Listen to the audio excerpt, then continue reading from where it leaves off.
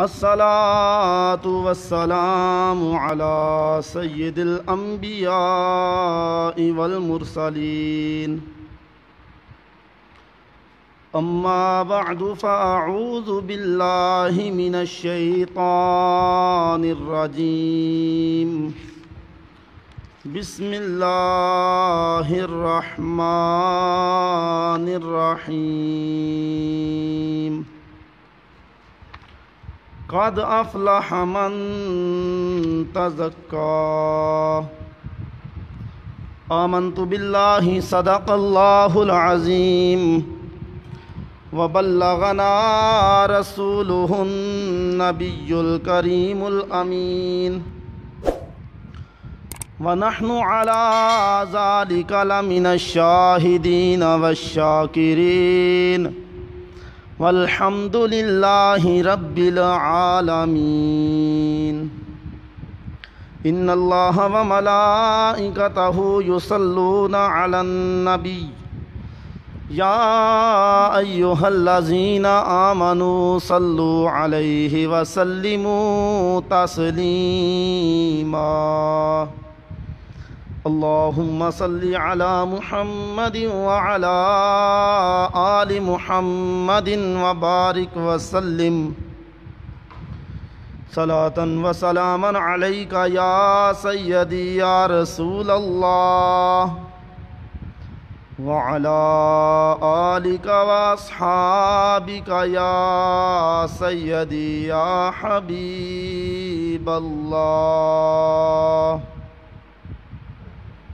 الصلاة والسلام عليك يا سيدي يا شفيع المذنبين وعلى آلك وأصحابك يا رحمة للعالمين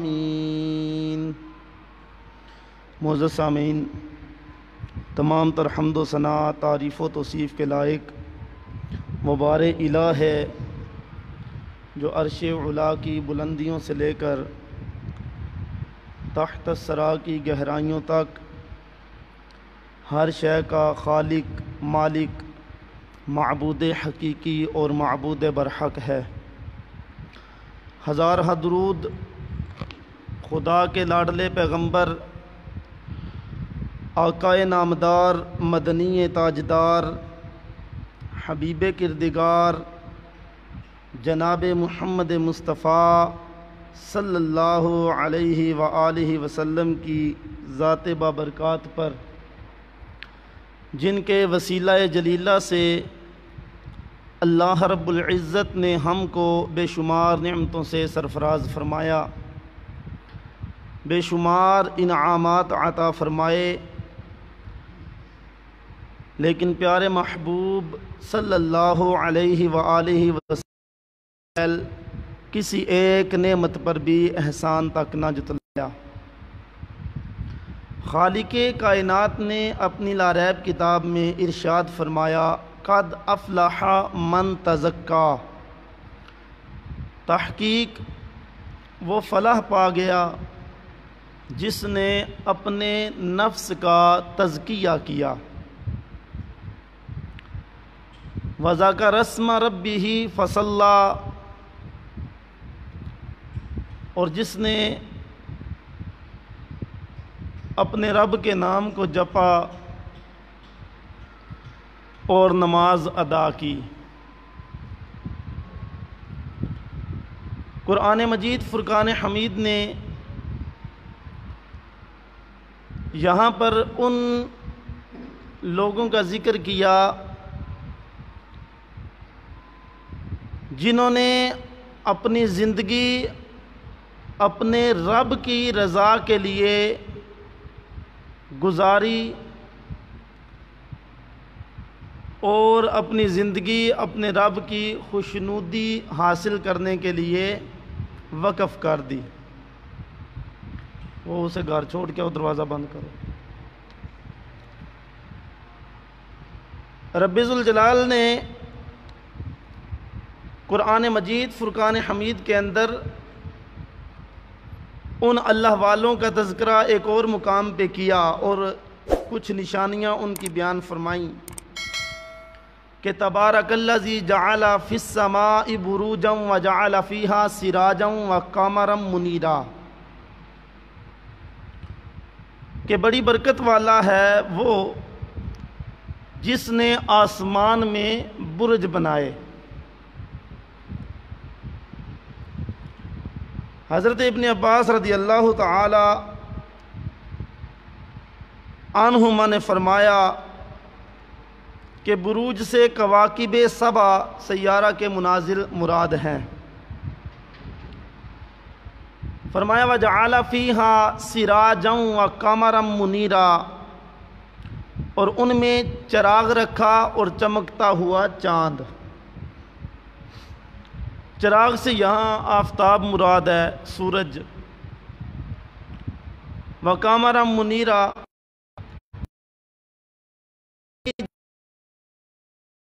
خلفہ، اور وہی ہے جس نے رات اور دن کی بدلی رکھی کہ ان میں ایک کے بعد دوسرا آتا ہے اور اس کا قائم مقام ہوتا ہے، کہ جس کا عمل رات یا دن میں سے کسی ایک میں قضا ہو جائے تو دوسرے میں ادا کرے۔ حضرت ابن عباس رضی اللہ تعالیٰ عنہما نے ایسا ہی فرمایا، اور رات اور دن کا ایک دوسرے کے بعد آنا اور قائم مقام ہونا اللہ تعالیٰ کی قدرت و حکمت کی دلیل ہے۔ فرمایا لمن اراد ان یذکر او اراد شکورا، اس کے لیے جو دھیان کرنا چاہے یا شکر کا ارادہ کرے۔ اب آگے پھر اللہ رب العزت نے ان بندوں کا ذکر کیا۔ فرمایا وعباد الرحمن، اور رحمان کے وہ بندے الذین یمشون علی الارض ہونا واذا خاطبهم الجاہلون قالوا سلاما۔ فرمایا رحمان کے وہ بندے کہ زمین پر آہستہ چلتے ہیں، غرور نہیں کرتے، تکبر نہیں کرتے، اطمینان اور وقار کے ساتھ عاجزی کو اپناتے ہوئے۔ فرمایا کہ وہ رحمان کے بندے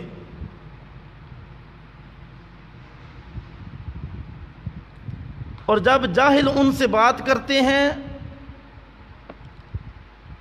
ناگوار کلمہ یا کوئی بیہودہ یا خلاف ادب اور تہذیب بات ان سے جاہل جب کہتے ہیں تو قالوا سلاما، تو کہتے ہیں کہ بس سلام۔ یہ سلام متارکت ہے، یعنی جاہلوں کے ساتھ مجادلہ کرنے سے اعراض کرتے ہیں، یا یہ معنی ہے کہ ایسی بات کہتے ہیں جو درست ہو اور اس میں ایذاء اور گناہ سے سالم رہیں۔ حضرت حسن بصری نے فرمایا کہ یہ تو ان بندوں کے دن کا حال ہے اور ان کی رات کا بیان آگے آتا ہے۔ مراد یہ ہے کہ ان کی مجلسی زندگی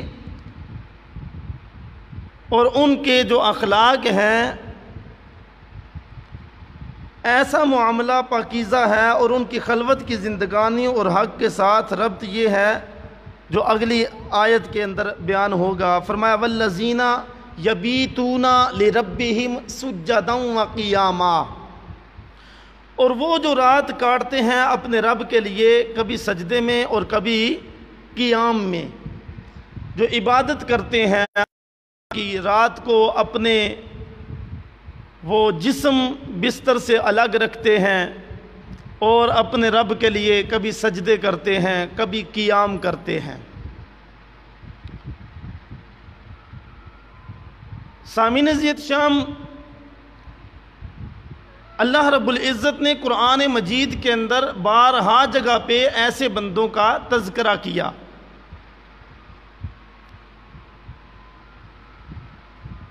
جہاں پہ میں نے پہلی آیہ مقدسہ تلاوت کی، رب تعالیٰ فرماتا ہے تحقیق وہ فلاح پا گیا جس نے اپنے نفس کا تزکیہ کیا،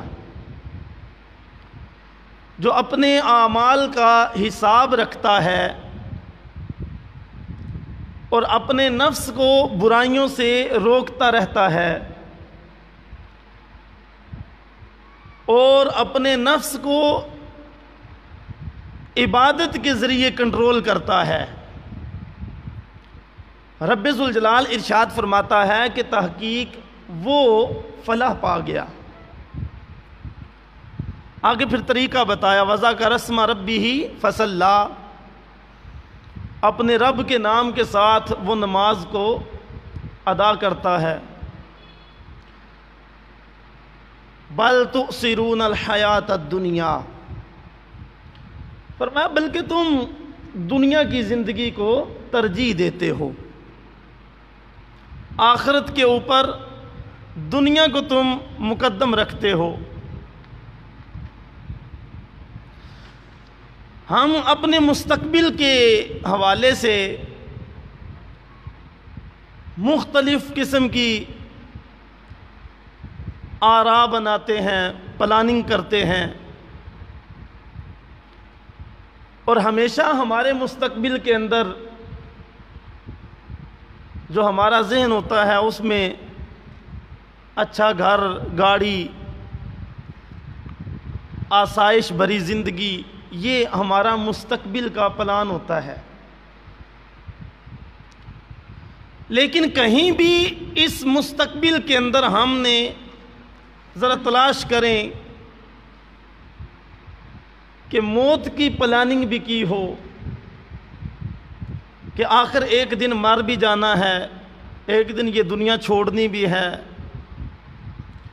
آگے جو معاملات ہیں قبر کے ان کا بھی محاسبہ رکھنا ہے کہ ہم وہاں پہ جا کے کون کون سی چیزیں ہمارے کام آئیں گی۔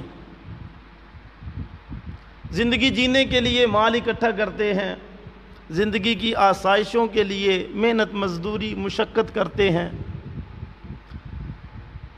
لیکن قبر کی روشنی کے لیے عبادات کو اتنی ترجیح نہیں دیتے۔ قبر کی روشنی کے لیے اعمال صالحہ اس طرف ہماری توجہ اتنی نہیں جاتی۔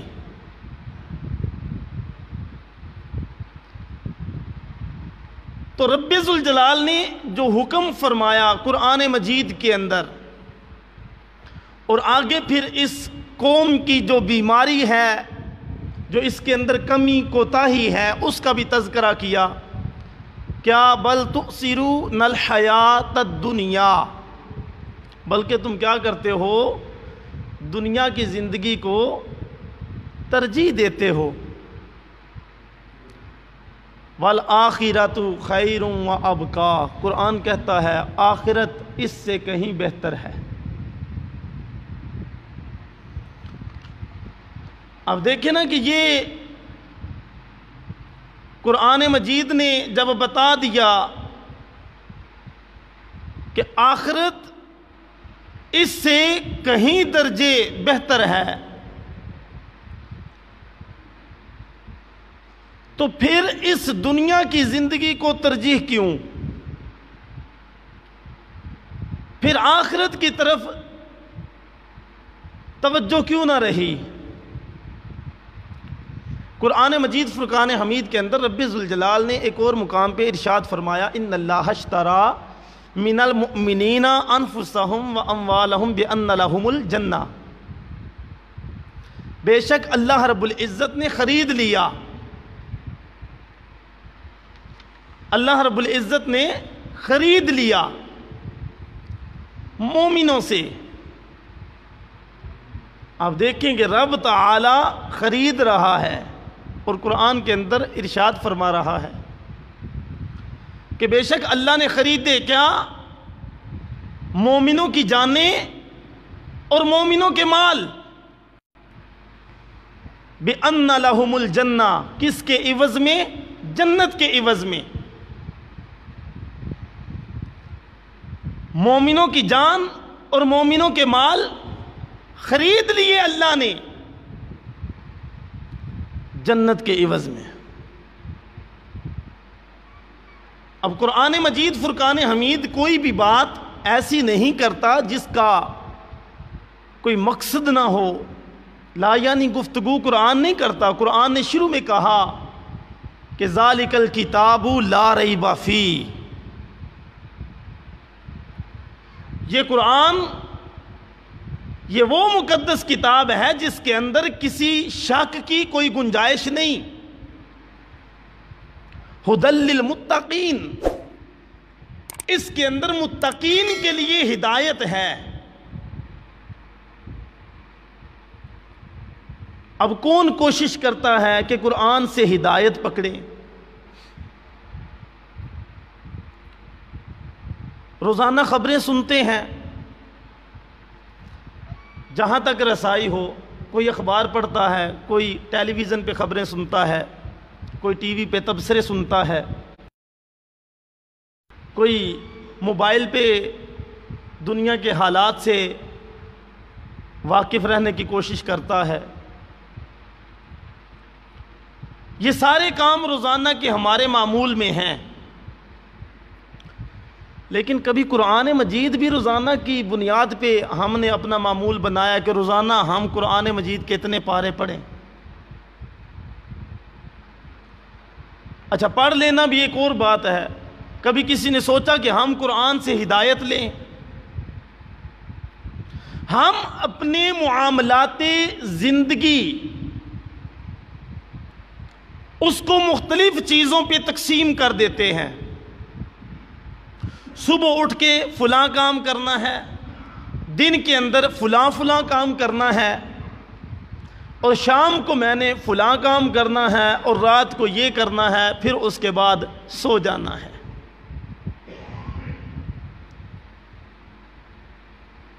لیکن یہ کہیں پہ ہم شمار ہی نہیں کرتے کہ سب سے پہلے اٹھ کے میں نے قرآن مجید کی تلاوت کرنی ہے، سب سے پہلے اٹھ کے میں نے مسجد جانا ہے یا جا کے نماز ادا کرنی ہے۔ دن کے اندر میں نے جتنے کام سر انجام دینے ہیں ان کے اندر سر فہرست جو چیز ہے وہ میں نے 5 وقت کی نماز ادا کرنی ہے۔ یہ کوئی نہیں، پلاننگ کے اندر شامل ہی نہیں۔ تو اس سے اندازہ لگائیں کہ قرآن کہتا ہے وَعِبَادُ الرحمن، رحمان کے وہ بندے الَّذِينَ يَمْشُونَ عَلَى الْأَرْضِ هَوْنًا وَإِذَا خَاطَبَهُمُ الْجَاهِلُونَ قَالُوا سَلَامًا۔ دن میں کتنے لوگ ملتے ہیں جن کے ساتھ بحث مباحثہ کرتے ہیں، ویسے ہی کوئی بات چھڑ جاتی ہے اس کے اوپر اپنے دلائل کے انبار لگا دیتے ہیں۔ لیکن کبھی اسلام کے بارے میں بھی یہ سوچا کہ میں حضور علیہ السلام نے جو ہمیں دین دیا ہے اس دین کے اوپر کتنا عمل کر رہا ہوں اور کہاں تک میں جا رہا ہوں؟ اپنی زندگی اسلام یہ کہتا ہے کہ تم اسلام کے مطابق استعمال کرو، لیکن اس چیز کی کمی ہے کہ ہم اس چیز پہ فوکس نہیں کرتے، اس چیز پہ توجہ نہیں دیتے۔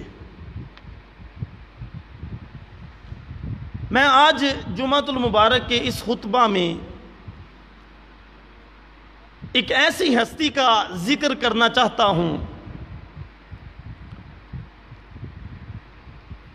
کہ جن کے دور کے اندر پھر سے حضرت سیدنا فاروق اعظم رضی اللہ تعالی عنہ کے دور کی یاد تازہ ہوئی۔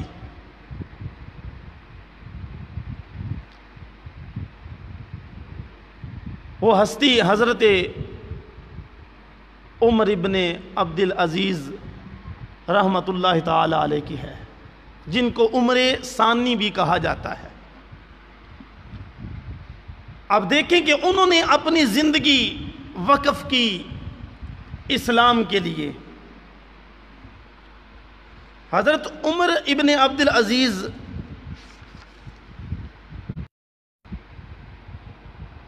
یہ اموی خاندان کا وہ فرد تھا جو بمقام دمشق 71 ہجری میں پیدا ہوئے، اور عمر ابن عبد العزیز کے بعد اپنے بھائی سلیمان بن عبد الملک کی وصیت کے مطابق تخت خلافت پر یہ براجمان ہوئے۔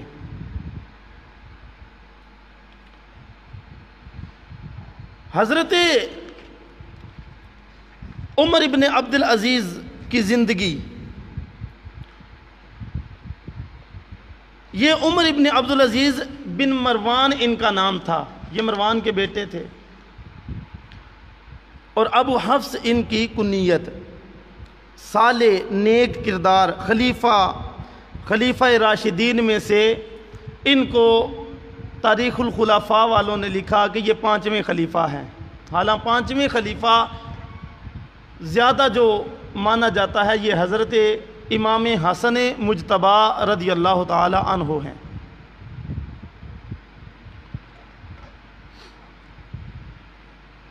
ترمذی نے اپنی تاریخ میں لکھا ہے کہ حضرت عمر فاروق فرماتے تھے میری اولاد میں سے ایک شخص کے چہرہ پر چوٹ کا نشان ہوگا اور زمین کو انصاف سے وہ مالا مال کر دے گا۔ واقعہ کیا ہے ان کی جو خاندان ہے یا کس انداز سے ان کا تعلق ہے حضرت عمر رضی اللہ تعالی عنہ کے ساتھ؟ حضرت سیدنا فاروق اعظم رضی اللہ تعالی عنہ رات کے وقت گلی محلے میں پھر کے گشت فرمایا کرتے اور جو عوام تھے ان کا حال دریافت فرماتے۔ ایک رات آپ گشت پہ تھے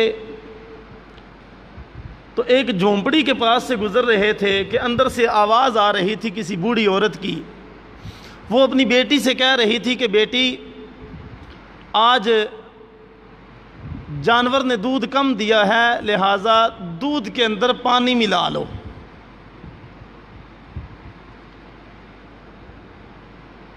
تو سیدنا فاروق اعظم رضی اللہ تعالیٰ عنہ کھڑے ہو گئے۔ اس لڑکی نے آگے سے جواب دیا، اس نے کہا کہ اماں تو کہہ رہی ہے کہ دودھ میں پانی ڈالو، دودھ میں پانی کیسے ڈالوں جبکہ امیر المؤمنین حضرت فاروق اعظم نے منع کیا ہے کہ دودھ کے اندر پانی ملانا یہ ملاوٹ ہے اور ملاوٹ سے ہمیں اسلام نے منع کیا ہے۔ تو وہ آگے سے عورت بولی، اس نے کہا کہ امیر المومنین کون سا یہاں پہ دیکھ رہے ہیں؟ کون سا امیر المومنین یہاں موجود ہے؟ پانی ڈال لے۔ آگے سے اس لڑکی نے جواب دیا، اس نے کہا اماں امیر المومنین اگرچہ موجود نہیں لیکن رب ذوالجلال تو ہمیں دیکھ رہا ہے۔ اتنی بات سنی حضرت عمر رضی اللہ تعالی عنہ نے تو آپ نے فوراً گھر پہنچے اور جا کے آپ نے تیاری کی، ارادہ کیا۔ اپنے بیٹے عاصم کا نکاح اس لڑکی سے کیا جو رات کو کہہ رہی تھی کہ رب دیکھ رہا ہے۔